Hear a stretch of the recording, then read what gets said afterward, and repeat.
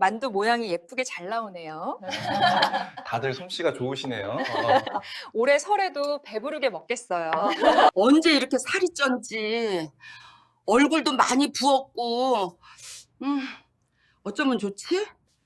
안녕하세요 여러분, 건강체크 채널의 김원장입니다. 설 명절이 코앞으로 다가왔습니다. 그런데 여러분, 작년 설날 이후에 이런 경험 하신 적 있으신가요? 명절 음식 실컷 드시고 난 다음 날 아침, 거울 보니까 얼굴이 붓고 저울 올라가니까 체중이 확 늘어있고 며칠 동안 속이 더부룩하고 소화가 안 되고 더 심각한 건 이겁니다.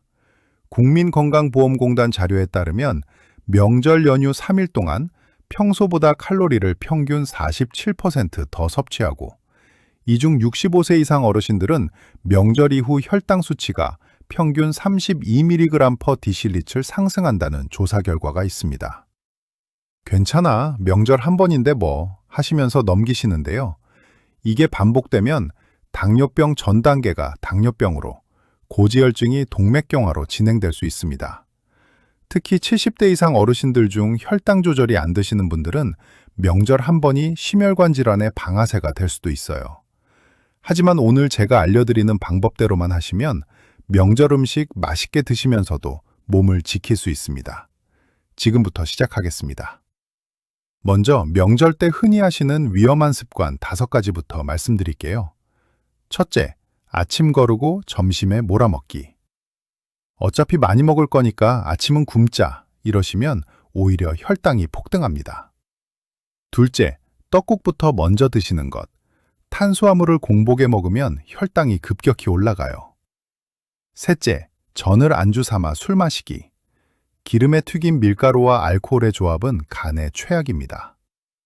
넷째, 식후에 식혜나 수정과 벌컥벌컥 마시기. 이미 과식한 상태에서 설탕물을 추가하는 거예요. 다섯째, 명절 내내 소파에 앉아만 계시기. 움직임이 없으면 칼로리가 고스란히 지방으로 축적됩니다. 이 중에서 3개 이상 해당되시면 지금부터 제가 드리는 말씀 꼭 기억하셔야 합니다. 제 병원에 오시는 환자분들 이야기 들려드릴게요. 첫 번째, 72세 박선자 할머님. 작년 설날에 3일 동안 평소처럼 드셨는데 공복 혈당이 130에서 170으로 올랐습니다. 명절 끝나고 2주가 지나도 140 아래로 안 떨어지더라고요. 결국 약을 추가해야 했습니다. 두 번째, 68세 이태석 할아버지. 갈비찜과 전을 좋아하셔서 명절마다 실컷 드셨어요. 3년 연속 명절 이후에 체중이 평균 3kg씩 늘었고 작년에는 중성지방 수치가 정상 범위를 넘어섰습니다.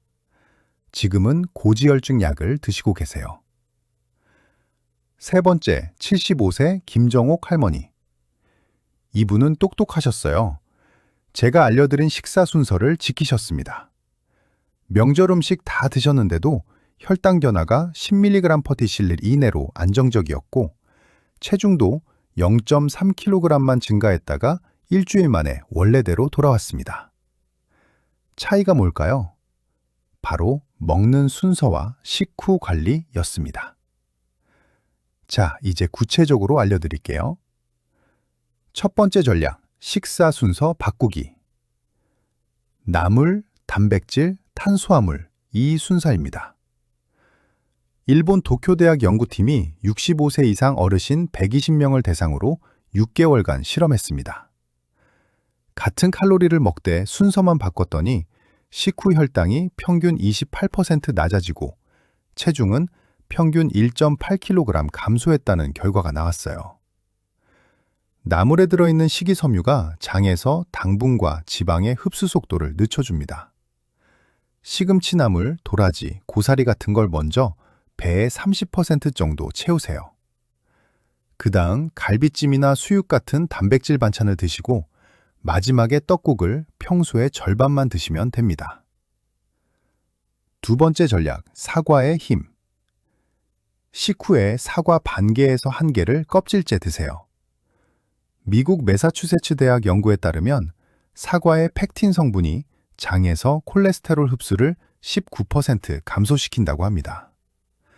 특히 껍질에 이 성분이 풍부하니까 깨끗이 씻어서 껍질째 드시는 게 좋아요. 사과 한 개 칼로리는 약 110칼로리. 식혜 한 사발 10분의 1 수준입니다.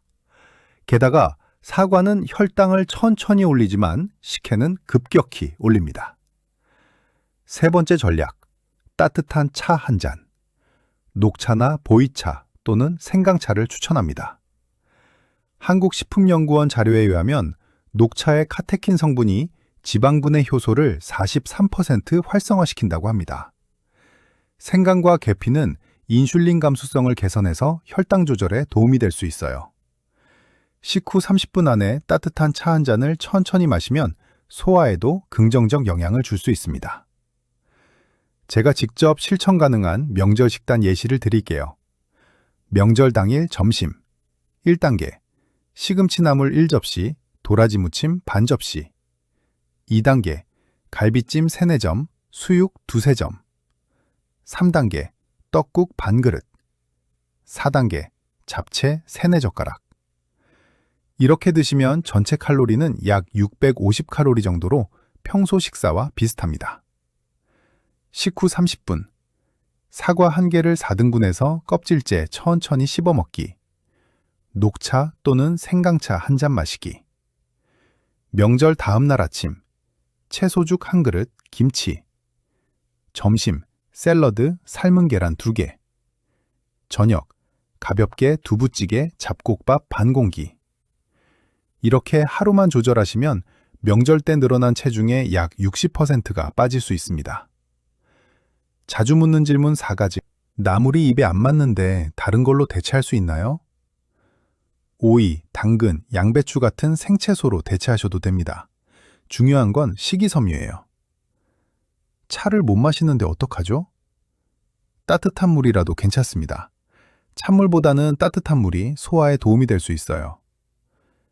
이미 당뇨약 먹는데 이 방법 써도 되나요? 네, 오히려 더 권장합니다. 단, 혈당이 지나치게 떨어질 수 있으니 명절 전후로 혈당을 자주 체크하세요. 며칠 동안 이렇게 먹어야 하나요? 명절 당일부터 3일간만 지키셔도 충분합니다. 그 이유는 평소대로 드셔도 돼요. 명절 이후 일주일 내로 이런 증상이 있으시면 꼭 병원 가세요. 물을 많이 마셔도 계속 목이 마르다. 소변을 자주 보고 양이 많다. 피로감이 2주 이상 지속된다. 시야가 흐릿하거나 어지럽다. 이런 증상은 혈당이나 콜레스테롤 수치가 위험 수준일 가능성이 있습니다. 65세 이상이시면 명절 이후 2주 안에 공복 혈당 검사를 받아보시길 권장합니다. 보건소에서 무료로 받으실 수 있어요. 당뇨 전 단계, 조기에 발견하면 생활습관 개선만으로도 당뇨 진행을 70% 예방할 수 있다는 연구 결과가 있습니다. 자, 오늘 내용 3줄로 정리하겠습니다. 첫째, 나물 먼저 고기, 떡국 순서로 드세요.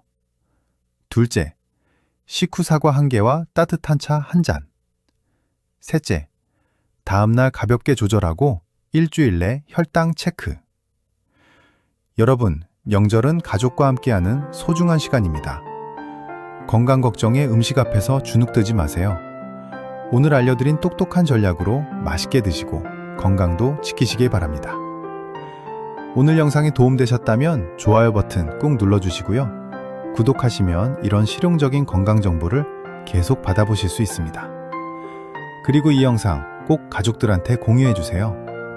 자녀분들, 손주들, 친구분들한테 카톡으로 보내시면 다 같이 건강한 명절 보낼 수 있어요.